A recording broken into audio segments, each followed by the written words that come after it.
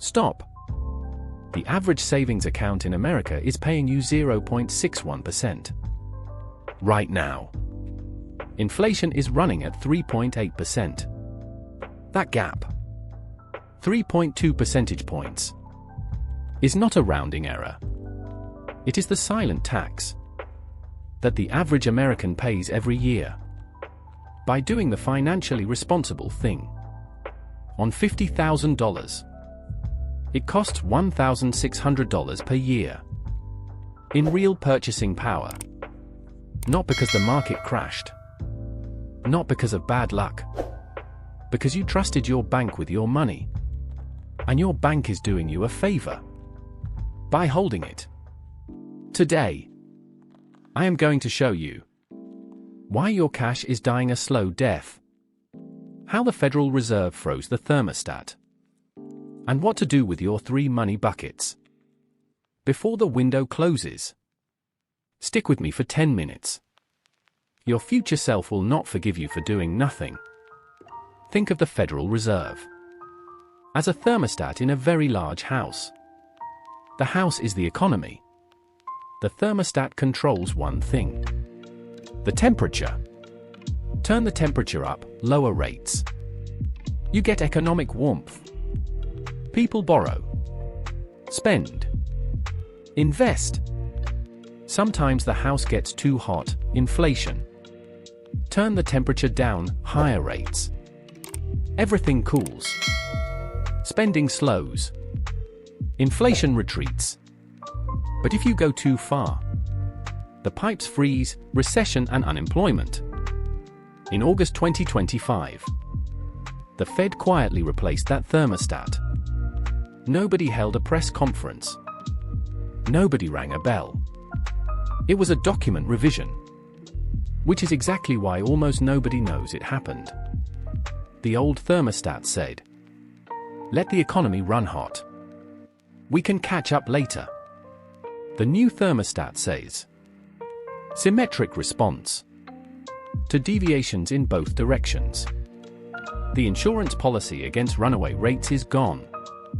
The house thermostat no longer has a bias toward warmth. It responds to heat the same way it responds to cold. Why does this matter for your savings account? Because the old rules created an implicit guarantee that you had time to earn high yields before the window closed. That implicit guarantee no longer exists. Meet Marcus. Marcus is 47 years old. He is a civil engineer in Columbus, Ohio. He has $85,000 saved up. Saved over years of discipline. He keeps it at Chase because he opened an account there in college. And the inertia of that relationship has outlasted 3 apartments, 2 cars, and 1 divorce. He is not reckless. He thinks keeping cash in a savings account is the boring, safe, responsible thing to do. Marcus is earning 0.01% on his $85,000 at Chase. That is $8.50 per year. Not per month. Per year. Meanwhile, he could open a high-yield savings account right now at any number of online banks and earn 4.1% on that same balance. That is $3,485 per year. The difference between those two outcomes? $3,477 annually. For the same $85,000. In the same FDIC-insured account. With the same legal protections. With essentially the same withdrawal timeline. The only difference was which tab he opened in his browser. The average person maintains a relationship with their brick-and-mortar bank for 18 years. 18 years at 0.01%. At roughly $4,000 in foregone interest per year. 18 years of staying put costs roughly $72,000.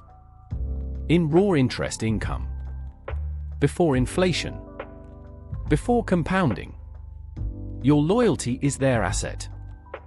Your inertia is their balance sheet. Here is the framework. 3 buckets.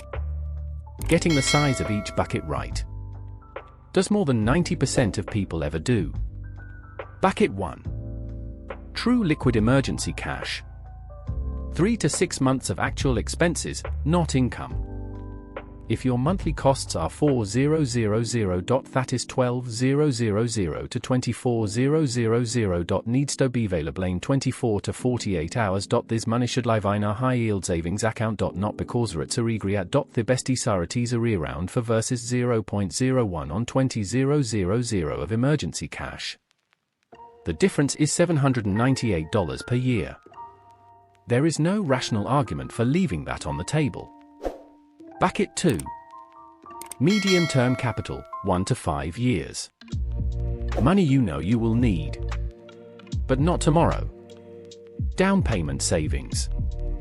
A car in 18 months. This money does not belong in a standard savings account. And it does not belong in the stock market. It belongs in a CD ladder.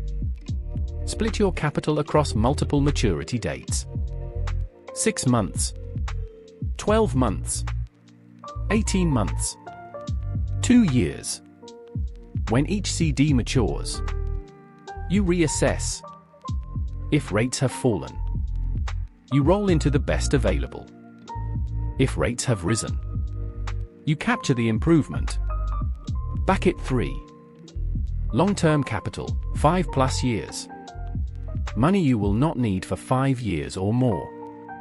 This money should not be in a savings account. Period. Not at 4%. Not at 5%. At any yield a bank account can produce. 100,000 compounding for 30 years at 0.61 becomes 120,100. 100,000 at 43.24 300. The difference is $204,200. And the stock market over any rolling 30-year period in history has returned well above 7%. You think the risk is in investing? The data says the risk is in not investing. Kevin Worsh was confirmed as the next Federal Reserve Chair on May 13, 2026, by a 54 to 45 vote. The most partisan vote for a Fed Chair nominee in history. Worsh did not say, "I want lower rates." He said, "Regime change." A regime change in how the Fed operates. Fewer meetings. Fewer press conferences. Fewer hints about where rates are going. Fewer meetings means less responsive policy. In an environment where inflation is still above target, that generally means rates stay higher for longer. Between decision points, Worsh wants to shrink the Fed's $6.7 trillion balance sheet. That means more Treasury supply in the open market. More supply with the same demand. Treasury prices fall. Yields go up. Higher yields on longer duration bonds is actually good news for CD rates, which tend to track shorter duration treasuries closely. Here is the catch. The window where 4% plus short-term cash yields exist is measured in months, not years. The market is already pricing in zero rate cuts through the end of 2026. Inflation in April 2026. 3.8%. Unemployment. 4.3%. Oil prices have increased more than 60% since the end of February. The thermostat is frozen. The house is too hot for cuts. Too fragile for hikes. Meet Sarah. 43 years old. She has $200,000 in total financial assets. $120,000 in her 401k. $80,000 in a savings account at her local bank at 0.4%. She has been waiting for things to stabilize for 2 years. In those 2 years, her 80,000 at 0.4640 total. Inflation at an average of 3.2% over that period. has eaten roughly $5,120 of real purchasing power. Net real loss: $4,480. She also passed on the 4% HISA option. A difference of about $6,400 in interest over the same 2 years. Call it $11,000 of combined real and opportunity loss for doing nothing over a weekend. Here is the restructuring. That takes 45 minutes. She moves $25,000 into a 2-year CD at 4.5%. That is $1,125 per year. Guaranteed. She moves $30,000 into a high-yield savings account at 4%. That is $1,200 per year in interest. She keeps $25,000 in her existing account for true immediate liquidity. Total interest income from $80,000 in year 1. 2. $325 versus the $320 she was earning before. That is a 729% increase in interest income from the same $80,000 for the price of 45 minutes and 2 account openings. Step 1. Check your savings account rate today. If you are below 1%, you are paying the inertia tax. The best high-yield savings accounts are offering up to 4.1%. FDIC insurance is identical. Access is identical. Open the account. 30 minutes. This is the highest paid 30 minutes of your financial life this year. Step 2.